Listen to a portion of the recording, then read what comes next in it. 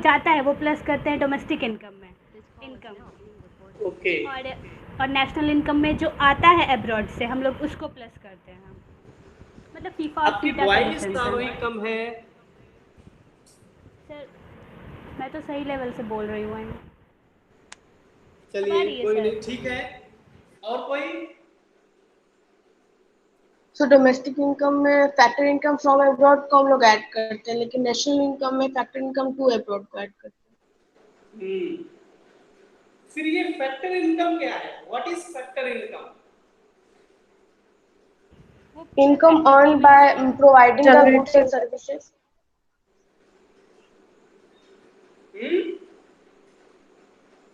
Sir goods and services को अगर provide करके जो हम लोग को इनकम होता है वही फैक्टर इनकम है। नहीं, इसे नहीं कहते फैक्टर इनकम। गुड्स को आप कैसे इनकम प्रोवाइड करेंगे? Factor income is the payment that sir is factor made to services provide factors करने ऑफ के बाद जो पेमेंट। इनकम मिलता है उसको फैक्टर इनकम कहते हैं। गुड्स और सर्विसेज को प्रोड्यूस करने के लिए हम जो फैक्टर्स ऑफ प्रोडक्शन यूज करते हैं, उन फैक्टर्स ऑफ प्रोडक्शन को जो भी पेमेंट करते हैं उसी को फैक्टर इनकम बोलते हैं। ठीक है?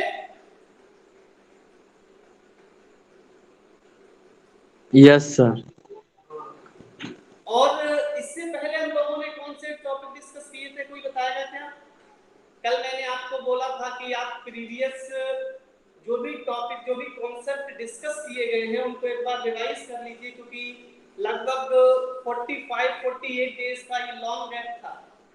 तो जो भी कॉन्सेप्ट हम नए आगे अब डिस्कस करेंगे उनको हमें पिछले कॉन्सेप्ट से कहीं ना कहीं लिंक करना पड़ेगा। तो उसके लिए जितने भी हम लोगों ने पीछे के टॉपिक डिस्कस किए हैं वो सभी टॉपिक को मैंने आपसे रिवाइज करने को बोला था। सभी ने रिवीजन किया है? Yes sir. Yes sir. ठीक है, देखते हैं आप लोगों ने कितना रिवीजन किया है। नेक्स्ट टॉपिक हम लोग स्टार्ट करते हैं। जहां जहां प्रीवियस डिस्कस टॉपिक या कॉन्सेप्ट का यूज होगा मैं आपसे वन लाइनर क्वेश्चन पूछूंगा। ठीक है? Yes sir. ओके। देखिए, हम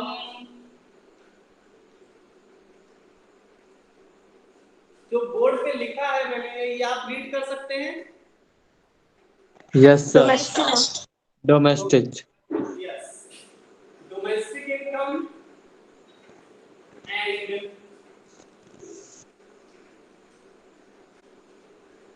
नेशनल इनकम, इन दोनों कॉन्सेप्ट के बीच में बेसिक डिफरेंस क्या है? या एक कॉन्सेप्ट की वैल्यू आपको दी हुई हो, कुछ सपोर्टिंग वैल्यू दी हुई हो, और दूसरा कॉन्सेप्ट आपसे कैलकुलेट करने को बोला जाए, तो ये कैलकुलेशन कैसे करते हैं, ये दोनों ही चीजें हम लोग प्रीवियस वीडियोस में क्लास में डिस्कस कर चुके हैं। किसी को अभी भी इस टॉपिक से कोई भी कंफ्यूजन हो, कोई भी इस तरह से डाउट हो तो आप पूछ सकते हैं, वरना हम नेक्स्ट टॉपिक पे चलेंगे, उसमें भी इन्हीं कॉन्सेप्ट के बीच बेसिक डिफरेंस की बात की जाएगी। कोई भी डाउट हो इस टॉपिक से लेके, कोई भी कंफ्यूजन हो, आप डिस्कस करिए।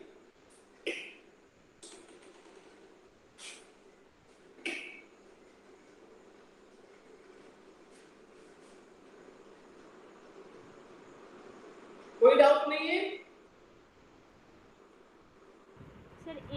सर एक बार रिवाइज करा दीजिएगा। एक बार रिवाइज करा दें। Yes sir. ठीक है, थोड़ा सा ओवरव्यू करते हैं, कंपेरिजन दोनों कॉन्सेप्ट को ही हम डिस्कस कर लेते हैं बहुत शॉर्ट में।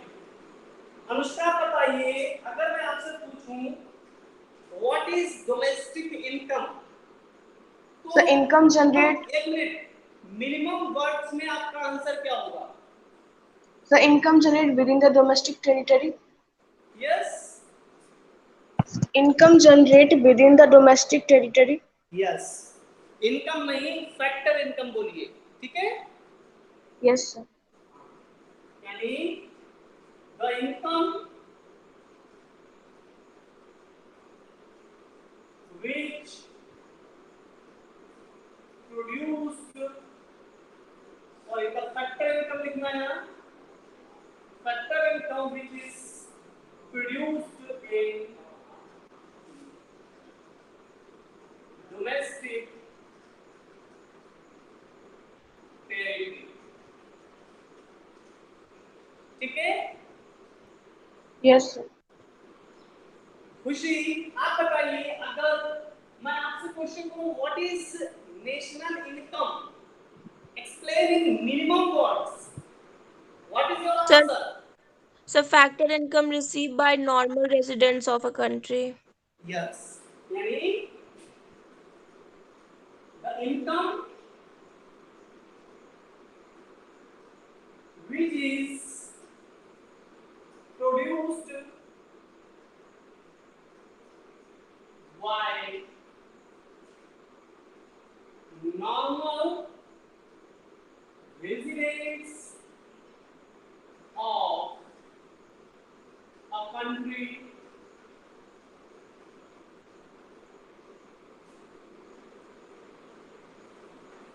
ठीक है,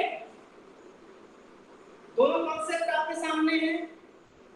अब देखिए दोनों में बेसिक डिफरेंस क्या है।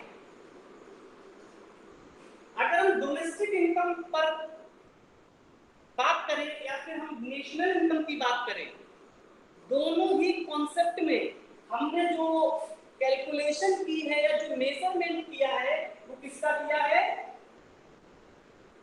फैक्टर इनकम का। Yes, factor sir. इनकम का ही मेजरमेंट करना चाहो, डोमेस्टिक इनकम कैलकुलेट करते हो या नेशनल इनकम? Yes, sir. हाँ, तो फिर डिफरेंस कहां से इसमें क्रिएट हो रहा है? डिफरेंस क्रिएट हो रहा है कि जब हम डोमेस्टिक इनकम के बिहाफ पर फैक्टर इनकम को मेजर कर रहे होते हैं तो हम केवल उसी फैक्टर इनकम को मेजर करते हैं जिसका प्रोडक्शन या जिसे हमारी डोमेस्टिक टेरिटरी में जनरेट किया गया, प्रोड्यूस किया गया। और डोमेस्टिक टेरिटरी क्या होगा ये लोग हम डिस्कस कर चुके हैं। Yes, sir. कोई बताएगा डोमेस्टिक टेरिटरी में कौन कौन से पार्ट्स इंक्लूड रहते हैं या कंपोनेंट ऑफ डोमेस्टिक टेरिटरीज क्या है? Geographical territory plus economic territory. Geographical territory plus economic territory. बोलिए sir, geographical territory plus economic territory is equal to domestic territory. Yes, ठीक है। यानी अगर हम किसी भी कंट्री की डोमेस्टिक टेरिटरी की बात करें तो हमारी जो जियोग्राफिकल डोमेस्टिक टेरिटरी है, साथ ही साथ हमारा जो एक्सक्लूसिव इकोनॉमिक जोन है 200 नॉटिकल माइल, एम्बेसीज इन अब्रॉड है या अदर मिलिटेंट ऑफिसेस या एयरक्राफ्ट कंपनी ऑफिसेस या शिपिंग कंपनीज ऑफिसेस जो अब्रॉड में लोकेटेड है, किसी दूसरे कंट्री में लोकेटेड है, उन सभी प्लेसेस को अगर हम इंक्लूड कर ले तो वो हमारी डोमेस्टिक टेरिटरी बन जाती है। Yes, sir. Yes, sir. और Yes, sir. इस डोमेस्टिक होल डोमेस्टिक टेरिटरी में जो कुछ भी प्रोड्यूस किया गया है, चाहे वो हमारे नॉर्मल रेजिडेंट ने किया हो, चाहे किसी फॉरेन इंस्टीट्यूशन या फॉरेन पर्सन ने किया हो, किसी ने भी किया हो, हम सबकी इनकम को क्या करते हैं?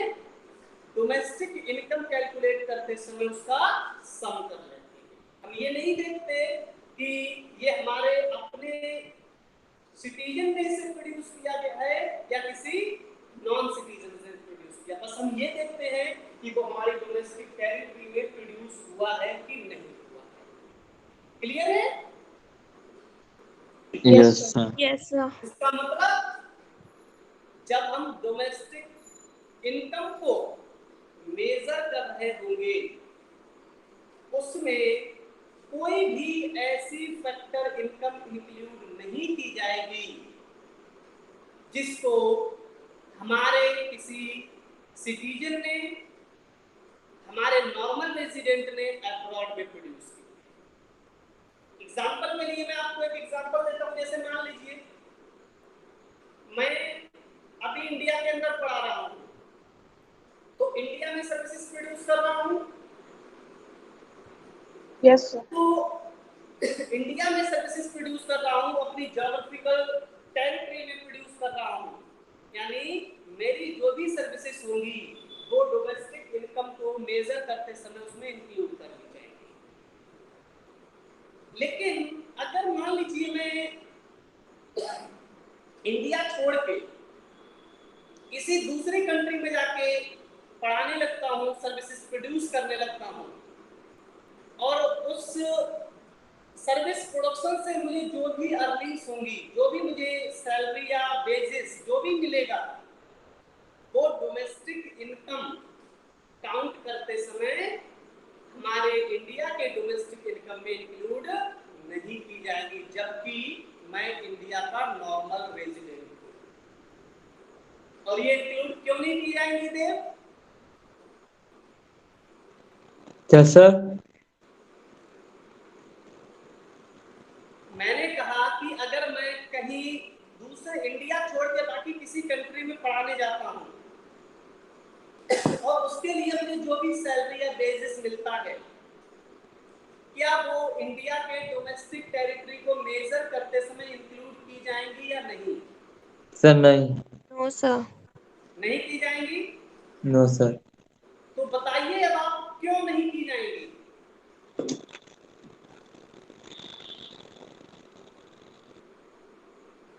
देव, यस सर। क्यों मेजर नहीं की जाएंगी ये? सर क्योंकि ज्योग्राफिकल कंडीशन से बाहर है। हाँ, क्योंकि ये हमारी डोमेस्टिक टेरिटरी में प्रोड्यूस नहीं हुई, यानी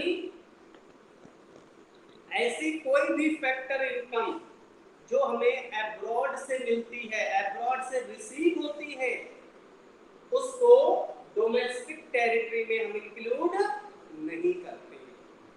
क्लियर है चीज? Yes sir. यानी हम यहां लिख सकते हैं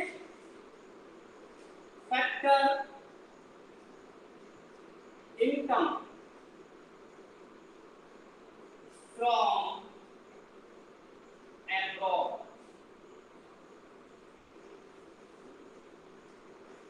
not included। लिख सकते हैं? Yes sir. जो भी Yes, हमें sir. फैक्टर इनकम अब्रॉड से होगी उसको हम डोमेस्टिक इनकम में इंक्लूड नहीं करेंगे। और ये हमें कैसे पता लग रहा है? हमें हमारी डेफिनेशन बता रही है, हमारा कॉन्सेप्ट बता रहा है। क्लियर? Yes sir. और इसी फैक्टर इनकम फ्रॉम अब्रॉड को शॉर्ट में क्या कहा जाता है? फीफा कहा जाता है। FIFA। Okay? Yes Yes, sir. sir. अब देखिए नेशनल इनकम पर आते हैं। अब हम नेशनल इनकम पर आते हैं, तो नेशनल इनकम के कॉन्सेप्ट को देखें, तो नेशनल इनकम में भी हम क्या करेंगे? फैक्टर इनकम का ही मेजरमेंट करेंगे। Yes, sir. फैक्टर इनकम का ही मेजरमेंट करेंगे, लेकिन हम उसी फैक्टर इनकम को मेजर करेंगे, इंक्लूड करेंगे जो हमारे नॉर्मल रेजिडेंट ने प्रोड्यूस की है या हमारे नॉर्मल रेजिडेंट को रिसीव हुई है। हम यहाँ पर ये नहीं देखेंगे कि जो फैक्टर इनकम जनरेट हुई है वो हमारी डोमेस्टिक टेरिटरी में हुई है या डोमेस्टिक टेरिटरी के बाहर हुई है। यहाँ ये बात नहीं करेंगे, हम सिर्फ ये देखेंगे कि जो भी फैक्टर इनकम जनरेट की गई है, क्या वो फैक्टर इनकम हमारे नॉर्मल रेजिडेंट में प्रोड्यूस की है या नहीं की है। अगर हमारे नॉर्मल रेजिडेंट ने फैक्टर इनकम को जनरेट किया है तो वो हमारी नेशनल इनकम में इंक्लूड कर दी जाएगी, चाहे वो डोमेस्टिक टेरिटरी में प्रोड्यूस की गई हो या फिर अब्रॉड में प्रोड्यूस की गई हो। क्लियर है? Yes sir. Yes sir. इतना चीज क्लियर है ना? सर अब देखिए, अगर हम इस कॉन्सेप्ट को देखें, मान लीजिए मैं इंडिया का नेशनल नॉर्मल रेजिडेंट हूं, इंडिया में भी पढ़ाता हूं और इंडिया के बाहर कुछ कंट्रीज हैं जहां मैं पढ़ाता हूं, तो इंडिया में पढ़ाऊंगा तो मुझे इंडिया से पेमेंट मिलेगी? Yes sir. मिलेगा? Yes sir. और अगर मैं किसी फॉरेन कंट्री में जाता हूं पढ़ाने तो वो फॉरेन कंट्री भी मुझे पेमेंट करेगा, और दोनों ही पेमेंट मेरी फैक्टर इनकम होंगे क्योंकि मैं एक फैक्टर ऑफ प्रोडक्शन हूं। Yes sir. अब देखिए एग्जांपल लेते हैं, मान लीजिए मैंने इंडिया में अपनी सर्विसेज प्रोवाइड की और उसके बदले में इंडिया ने मुझे 10,000 रुपी पेमेंट किया, ठीक है? यानी ये 10,000 की जो सर्विसेज मैंने प्रोड्यूस की ये हमारी डोमेस्टिक टेरिटरी में प्रोड्यूस हुई है। Yes sir. और इसके अलावा मान लीजिए मैं यूएसए में पढ़ाने जाता हूं और यूएसए मुझे मेरी सर्विसेज के लिए वहां से ₹10,000 पेमेंट करता है, तो ये 10,000 भी क्या होगा? मेरी फैक्टर इनकम होगी। Yes sir. अब देखिए हमें करना क्या है, इंडिया का नेशनल इनकम कैलकुलेट करना है, और नेशनल इनकम कैलकुलेट करने के लिए हम क्या करते हैं, हम उन सभी फैक्टर इनकम्स का सम कर लेते हैं जो हमारे नॉर्मल रेजिडेंट ने प्रोड्यूस किया है। तो मेरा क्वेश्चन आपसे होगा कि इस एग्जांपल में इंडिया का नेशनल इनकम कितना होगा? अनुष्का 20,000। 20,000।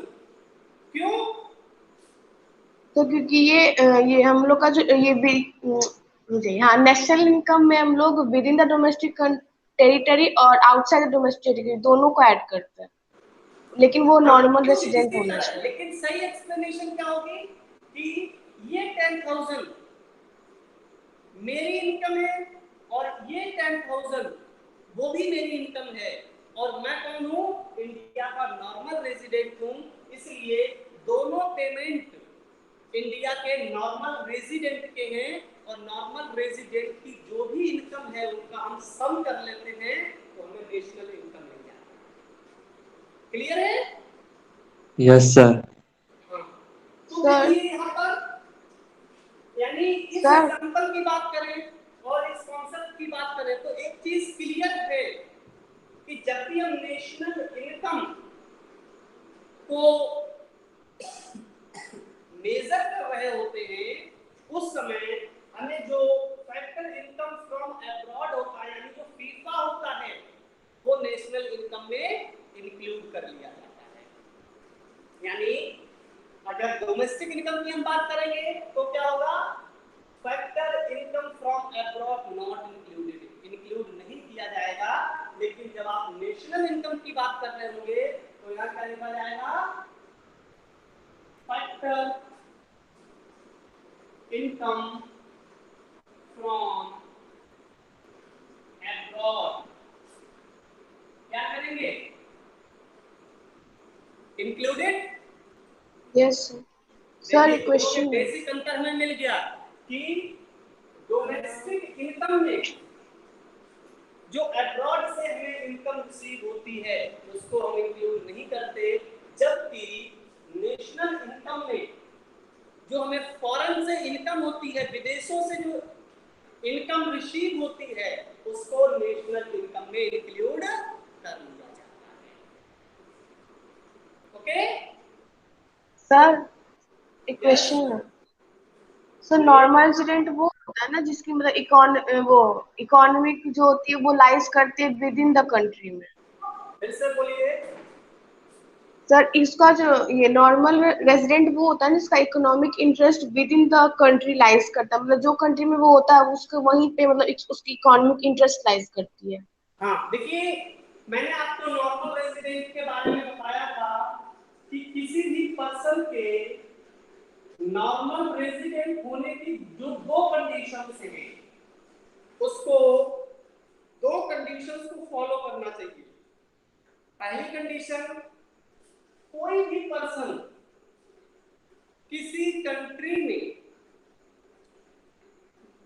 1 ईयर या मोर देन 1 ईयर रेजिडेंट रहा हो, वहां का निवासी रहा हो, वहां का निवासी रहा हो 1 साल या उससे ज्यादा, कम नहीं। ठीक है? Hello hello, yes yes sir. Sir. Clear है? यानी अगर मैं यूएसए जाता हूं यस या कोई सर। यूएसए का पर्सन इंडिया में आता यस है सर। और यहाँ पर 1 साल या उससे ज्यादा रह जाता है, तो वो इंडिया का नॉर्मल रेजिडेंट होने के लिए एलिजिबल हो जाता है।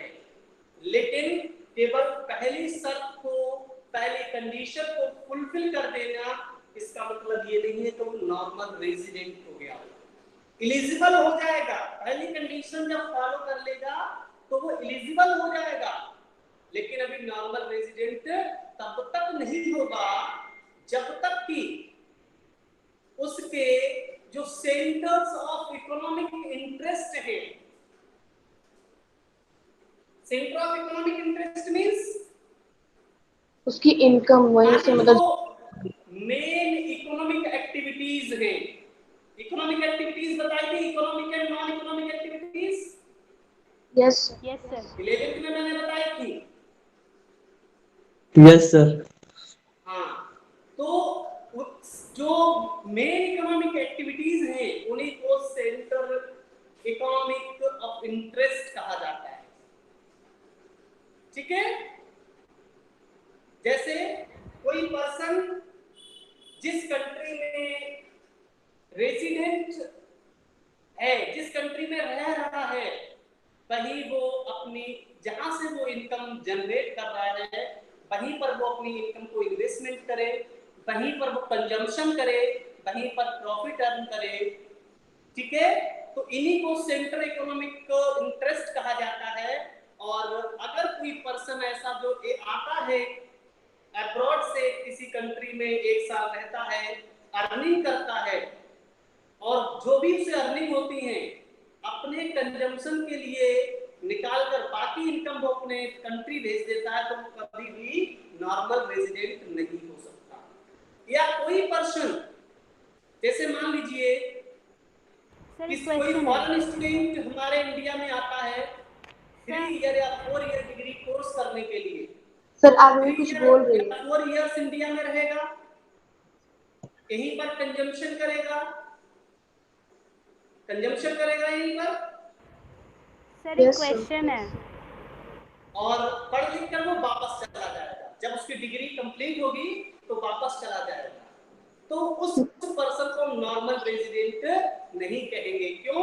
क्योंकि उसके जो सेंटर ऑफ इकोनॉमिक इंटरेस्ट थे वो इस कंट्री में लाइज नहीं करते थे। वो कब लाइज करते?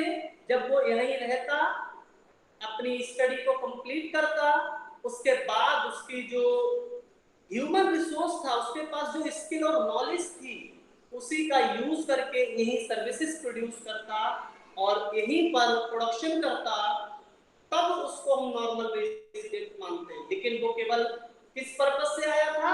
अपनी स्टडी को कंप्लीट करने के पर्पस से आया था, 4 साल रहा और वापस चला गया, यानी उसके सेंटर ऑफ इकोनॉमिक इंटरेस्ट हमारी कंट्री में लाइज नहीं करते थे।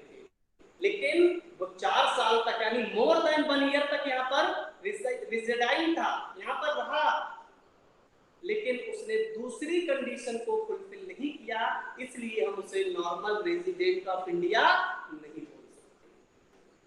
या कोई टूरिस्ट आता है साल 2 साल यहाँ पर चीजों को ऑब्जर्व करता है, अपना रिसर्च कंप्लीट करता है, टूर कंप्लीट करता है और वापस चला जाता है। सर उसका ऑब्जेक्ट दूसरा था, उसका एम दूसरा था, आके 1 साल से ज्यादा रहा, लेकिन उसके सेंटर ऑफ इकोनॉमिक इंटरेस्ट किसी कंट्री में लाइज नहीं करते। सर कोई भी पर्सन, कोई भी फॉरेनर हमारा नॉर्मल रेजिडेंट तभी होगा जब वो आए और हमारे कंट्री में 1 साल या उससे ज्यादा रहे और उसके जितने भी सेंटर ऑफ इकोनॉमिक इंटरेस्ट हैं हमारी कंट्री में ही उसको सरवाइव करे, तो वो नॉर्मल रेजिडेंट होगा, भले ही वो हमारा सिटीजन हो या ना। सर यस सर मेरा क्वेश्चन ये नहीं था, मेरा क्वेश्चन सर ये था, जैसे अगर वो नॉर्मल रेसिडेंट अगर कोई पहले किसी दूसरी कंट्री का है और अगर जैसे वो इंडिया में रहा, वो मोर देन 1 ईयर रहा इंडिया में, पहले वो इंडिया में ही अर्न करता था, लेकिन फिर अब चला गया यूएसए में, वहां पे वो मोर देन 1 ईयर वहां रह गया और वहीं पे वो इनकम अर्न कर रहा है, तो वो होगा कहाँ का नॉर्मल रेसिडेंट? नहीं, क्योंकि वो हमारा कंट्री छोड़ चुका है। वही मैंने बताया ना कि दोनों कंडीशन एक साथ फुलफिल होनी चाहिए। अगर इंडिया का एक नॉर्मल रेजिडेंट था, जो इसका मतलब वो हमारे इंडिया में मोर देन 1 ईयर रहा होगा, यस ठीक है, लेकिन अब वो कहां चला गया, यूएसए चला गया, वहां पर रह रहा है और वहीं अपने जितने भी सेंटर ऑफ इकोनॉमिक इंटरेस्ट हैं, यानी प्रोडक्शन का, इन्वेस्टमेंट का, कंजम्पशन का, ये सारे के सारे वो कहां परफॉर्म कर रहा है, यूएसए में। इसका मतलब वो हमारा नॉर्मल रेजिडेंट अब नहीं रहा। सर आप जो एग्जांपल दिए थे, आप जो भी एग्जांपल दिए थे यूएसए वाला, तो वहां पे अगर हम लोग को नॉर्मल रेसिडेंट होना चाहिए, वो लेस देन 1 ईयर। ये सुनिए, देखिए मैंने जो एग्जांपल दिया था वो ऐसे नॉर्मल रेजिडेंट का दिया जो इंडिया का सिटीजन था, यानी मैंने अपना एग्जांपल दिया, मैं इंडिया का सिटीजन हूं, ठीक है, यस और मैं यूएसए गया, यूएसए जाके मैंने वहां पर अपनी सर्विसेज प्रोवाइड की, ठीक है, लेकिन मैंने ये नहीं कहा कि मैं अपनी जो भी अर्निंग्स वहां कर रहा हूं वहीं इन्वेस्टमेंट कर रहा हूं, वहीं पर मैं क्या बोलते हैं कंजम्पशन कर रहा हूं। मैंने एक कंडीशन भी दी थी आपको कि वहां से वो अपने कंजम्पशन के लिए पैसा बचा के बाकी पैसा अपने कंट्री भेज रहा है, इसका मतलब उसके सेंटर ऑफ इकोनॉमिक इंटरेस्ट वहां लाई नहीं करते, वो पैसा कहां भेज रहा है, अपने कंट्री भेज रहा है। यस समझ रहे हैं। लेकिन हाँ, अगर कोई ऐसा इंडियन सिटीजन जो अब्रॉड शिफ्ट हो गया, तो इंडिया का नॉर्मल रेजिडेंट रहेगा या नहीं रहेगा वो उसकी परफॉर्मेंस पे डिपेंड करेगा। जैसे मैं शिफ्ट हो जाता हूँ, यूएसए पढ़ाने जाता हूँ और इंडिया में कुछ नहीं भेजता, जितना भी अर्न करता हूँ वही इन्वेस्ट करता हूँ, वही प्रोडक्शन करता हूँ, तो इसका मतलब मैं इंडिया का सिटीजन हूँ, लेकिन इंडिया का नॉर्मल रेजिडेंट नहीं। अब क्लियर है बिल्कुल? Yes sir. सर आरवी का कुछ डाउट है? सर एक क्वेश्चन। हाँ रोहित बोलिए। सर कोई व्यक्ति बोलिए। है, सर कोई है जो कि अब्रॉड चला गया है, यहाँ पे पहले था पर अब अब्रॉड चला गया, तो फिर वो वहाँ पे भी इन्वेस्टमेंट कर रहा है और बहुत जितने भी इकोनॉमिक एक्टिविटीज़ हैं वो कर रहा है, और उसके पेरेंट्स इंडिया में है तो वो उनको भी पैसे भेज रहा है और यहाँ पे भी इन्वेस्टमेंट और बाकी अदर इकोनॉमिक एक्टिविटीज़ कर रहा है, ठीक है सर, ऐसा एग्जाम्पल है। तो अगर हम लोग नेशनल इनकम इंडिया का, हाँ बिल्कुल, जितना पैसा, देखिए अभी हम जब आगे पढ़ेंगे इसमें एक चैप्टर आपको मिलेगा BOP, balance of payment. Balance of payment में एक छोटा सा कॉन्सेप्ट हम पढ़ेंगे, रेमिटेंसेस, ठीक है।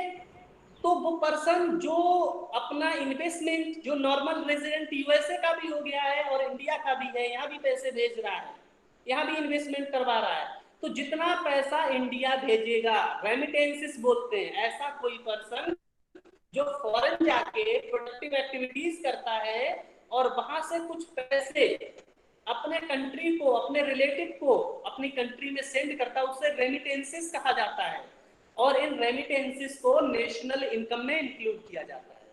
क्लियर है? ये तो हाँ सर, ये सही है, बट एक और क्वेश्चन है सर। अगर हम लोग पूरी जितनी भी कंट्रीज़ हैं इस दुनिया में, उन सब का नेशनल इनकम को प्लस करें, तो हमारा होता है ना कि जो नेशनल इनकम होता है वो किसी भी पर्टिकुलर कंट्री में पर्टिकुलर ईयर में जितने भी गुड्स और सर्विसेज प्रोड्यूस हुए उनके वैल्यू के इक्वल होना चाहिए। ये है ना sir circular flow of national income के अकॉर्डिंग।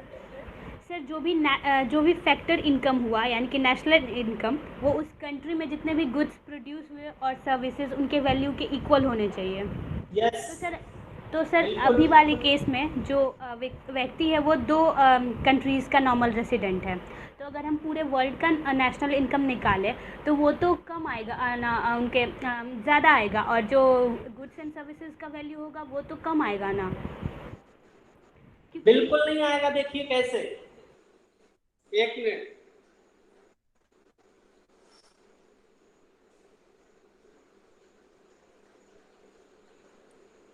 देखिए एक आपके अकॉर्डिंग एक ए पर्सन है, ठीक है? Yes sir. Hello, yes sir. मेरी आवाज आ रही है? Yes sir. Yes sir. यहाँ की एक ए पर्सन है जो इंडिया और यूएसए, ठीक है, दोनों जगह नॉर्मल रेजिडेंट है, यानी इसके सेंटर ऑफ इकोनॉमिक इंटरेस्ट यहाँ भी लाई करते हैं और सेंटर ऑफ इकोनॉमिक इंटरेस्ट यहाँ भी लाई करते हैं। अब मान लीजिए इस पर्सन को 10,000 रुपीज, इस पर्सन को 10,000 रुपीज रिसीव होते हैं। हेलो, आवाज आ रही है? Yes sir. Yes, sir. 10,000 rupees इससे रिसीव होते हैं। इसका मतलब इसने यूएसए में 10,000 रुपीज की कमोडिटी यानी गुड्स और सर्विसेज, कुछ भी हो सकता है, प्रोड्यूस किए होंगे।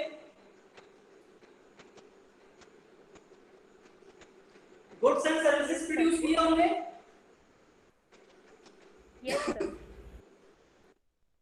ठीक है, तो जो यूएसए का एक नॉर्मल रेसिडेंट है और इसने 10,000 अर्निंग की, इसका मतलब यूएसए में 10,000 की या तो गुड्स प्रोड्यूस की होगी या सर्विस या दोनों। तो जब यूएसए यहाँ यूएसए अपनी नेशनल इनकम कैलकुलेट करेगा तो जितनी वैल्यू की अगर इनकम मेथड से करेगा तो जो इनकम इस पर्सन को रिसीव हुई है, जो इनकम इस पर्सन को रिसीव हुई है उस इनकम का सम कर लेगा, या इस पर्सन ने 10,000 रुपीज की जो गुड्स या सर्विसेज प्रोड्यूस की, ठीक है, उनको सम कर लेगा और इस यूएसए की नेशनल इनकम या दोनों ही मेथड से, इनकम मेथड से या गुड्स एंड सर्विसेज मेथड यानी प्रोडक्ट मेथड से, दोनों की वैल्यू बराबर हो जाएगी। क्लियर है? Yes sir. Yes sir. Hello sir एक और क्वेश्चन है। अब देखिए आप, हेलो जी, सर एक और क्वेश्चन है। वॉइस क्लियर नहीं है?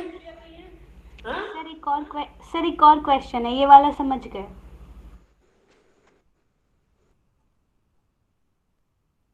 हाँ? सर एक क्वेश्चन है। आपकी वॉइस इतनी कम क्यों आ रही है? बोलिए।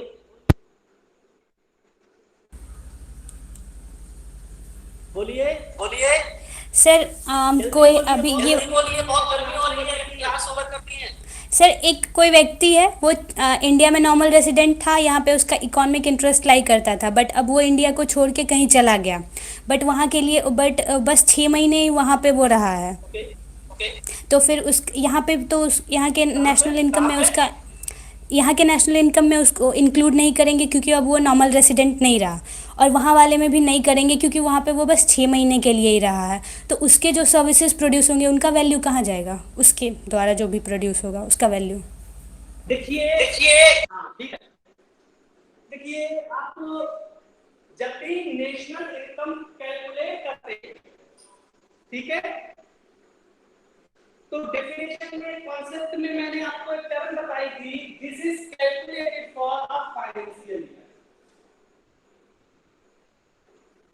ठीक है। फाइनेंशियल ईयर पीरियड रहेगा। तो अगर मान लीजिए कोई पर्सन 2020 में इंडिया का नॉर्मल रेजिडेंट था, ठीक है, hello yes sir. Hello, Yes, sir.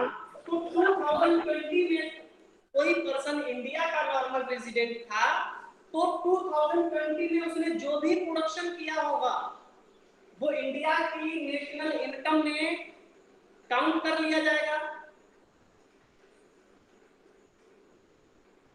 ठीक यस है। सर। अब नेक्स्ट फाइनेंशियल ईयर 2021 होगा, 21 यस होगा। सर। Yes sir. अब अगर मान लीजिए वही पर्सन जो 2020 में इंडिया का नॉर्मल रेजिडेंट था, ठीक है, वो 2021 में यूएसए का जाके शिफ्ट हो जाता है, ठीक है। अब जब एंड ऑफ 2021 यूएसए की नेशनल इनकम को कैलकुलेट किया जाएगा, उस समय तक ये पर्सन यूएसए में 1 साल कंप्लीट कर चुका होगा।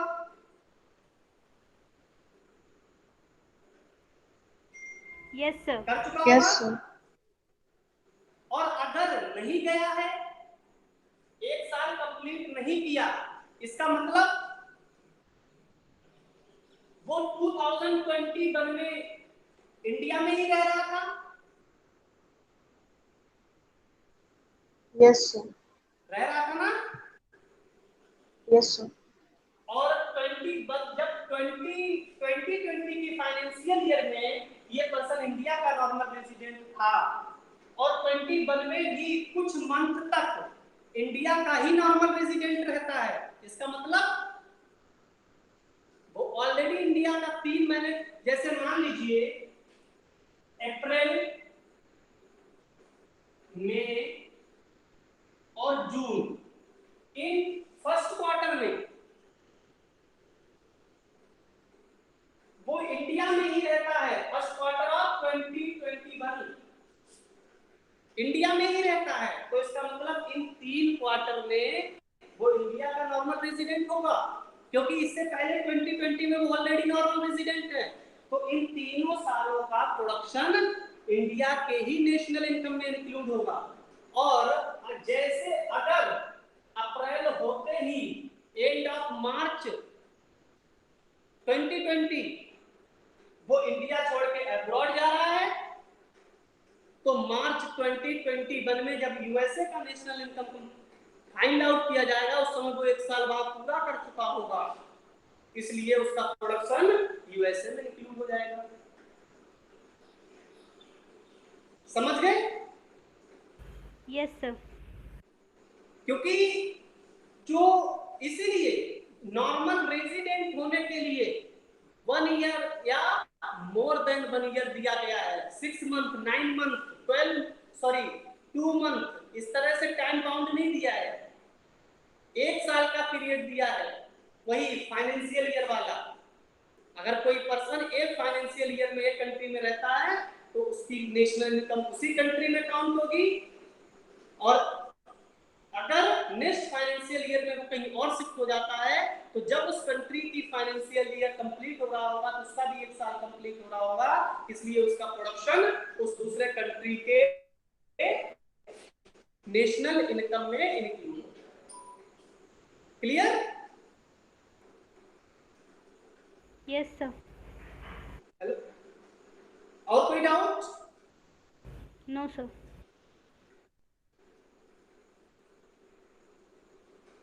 और कुछ पूछना है?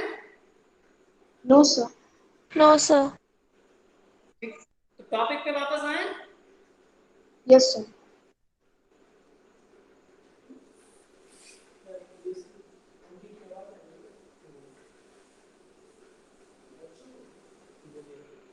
ठीक है, अब देखिए डोमेस्टिक इनकम में हम फीफा ऐड करते हैं और सॉरी फीफा ऐड नहीं करते, और नेशनल इनकम में हम फीफा को क्या करते हैं, इंक्लूड कर लेते हैं। Yes sir. Yes sir. ठीक है, दूसरा देखिए, अब जब हम डोमेस्टिक इनकम कैलकुलेट करते समय, ठीक है, डोमेस्टिक इनकम कैलकुलेट करते समय डोमेस्टिक टेरिटरी की ही इनकम को शामिल करते हैं। यानी हमारी जो इनकम जो किसी फॉरेनर ने हमारे डोमेस्टिक टेरिटरी में प्रोड्यूस की है, क्योंकि वो पर्सन फॉरेनर है, जैसे यूएसए की कोई कंपनी या कोई यूएसए का पर्सन इंडिया में आके जॉब करता है, उसे जो सैलरी मिलती है और वो इंडिया का नॉर्मल रेजिडेंट नहीं है, तो वो हमारी डोमेस्टिक टेरिटरी में इंक्लूड नहीं होगा। Yes sir. लेकिन उसने जो जॉब की है, जो अपनी सर्विसेज प्रोड्यूस की हैं, वो हमारी डोमेस्टिक टेरिटरी के अंदर की है, इसलिए वो अपनी सैलरी जरूर अपने कंट्री ले जाएगा, लेकिन national income sorry domestic income calculate करते समय हम उस फॉरेनर की जो इनकम है या फॉरेनर के जो प्रोडक्शन है, उसको भी हम नेशनल इनकम में सॉरी डोमेस्टिक इनकम में इंक्लूड कर लेते हैं। ठीक है, यानी हम फॉरेनर्स को या ऐसे फॉरेनर्स जो हमारी डोमेस्टिक टेरिटरी में आके कुछ इनकम जनरेट करते हैं, कुछ फैक्टर इनकम जनरेट करते हैं, उसको हम क्या करते हैं, अपनी डोमेस्टिक इनकम में इंक्लूड कर लेते हैं। यानी ऐसी फैक्टर इनकम जो हम एब्रॉड को पे करते हैं, एब्रॉड यानी फीटा, ऐसी फैक्टर इनकम जो हम एब्रॉड को पे करते हैं, जिसे हम शॉर्ट में फीटा कहते हैं, टू एब्रॉड इज इंक्लूडेड। ठीक है, यानी डोमेस्टिक इनकम में जो हम पेमेंट करते हैं एब्रॉड को, उस पेमेंट को भी हम क्या करते हैं, इंक्लूड कर लेते हैं, जबकि फॉरवर्ड से हमें जो पेमेंट मिलते हैं उनको हम क्या करते हैं, माइनस कर देते हैं। और जब हम नेशनल इनकम कैलकुलेट कर रहे होते हैं, तो कोई भी फॉरवर्ड जो हमारा नॉर्मल रेजिडेंट नहीं है, तो उसकी इनकम को हम नेशनल इनकम में ऐड करेंगे कि नहीं करेंगे?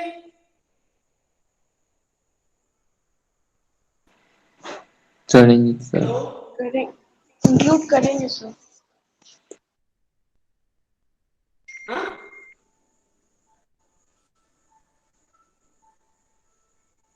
ऐसा पर्सन जो हमारा नॉर्मल रेजिडेंट नहीं है, कोई फॉरेनर है, नहीं यहाँ करेंगे। आके वो अर्निंग करता है, लेकिन पेमेंट अपने कंट्री वापस भेज देता है, और नेशनल इनकम कैलकुलेट करते समय क्या उसकी इनकम हमारे नेशनल इनकम में इंक्लूड होगी कि नहीं? नो नहीं सर, होगी। नहीं होगी। No sir. जो फीटा है, फीटा को नेशनल इनकम में से माइनस कर दिया जाता है। क्लियर? Yes sir. अब देखिए, अगर हम इसी पूरे चार्ट को एक फार्मूले के टाइप में लिखें, ठीक है, यानी अगर डोमेस्टिक इनकम है डोमेस्टिक इनकम की वैल्यू आपको दी हुई है, तो इसमें फीफा ऐड होगा कि नहीं? फीफा माइनस होगा? No sir, yes sir, minus होगा। माइनस होगा ना? यानी yes sir. Domestic income is फीफा क्या होगा? माइनस हो जाएगा।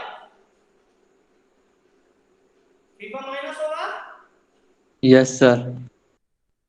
और फीटा Plus. प्लस, फीटा प्लस हो जाता है ना, क्योंकि डोमेस्टिक इनकम में फीटा शामिल रहता है। Yes, sir. Yes sir. तो फीटा क्या हो जाएगा? Plus. प्लस हो जाएगा। ठीक है, अगर जो हमने अब तक डिस्कस किया डोमेस्टिक इनकम में, हमने बताया आपको कि फीफा माइनस होता है और फीटा प्लस हो जाता है, और जब हम इन तीनों वैल्यूज को बैलेंस कर देंगे तो ये किसके बराबर हो जाता है? Is equal to national income. National income के बराबर हो जाता है। Yes. सर ब्लैक बोर्ड अच्छे से नहीं दिख रहा। नहीं है ये और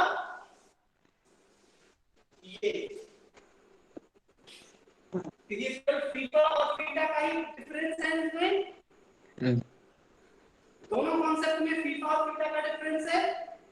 Yes, sir.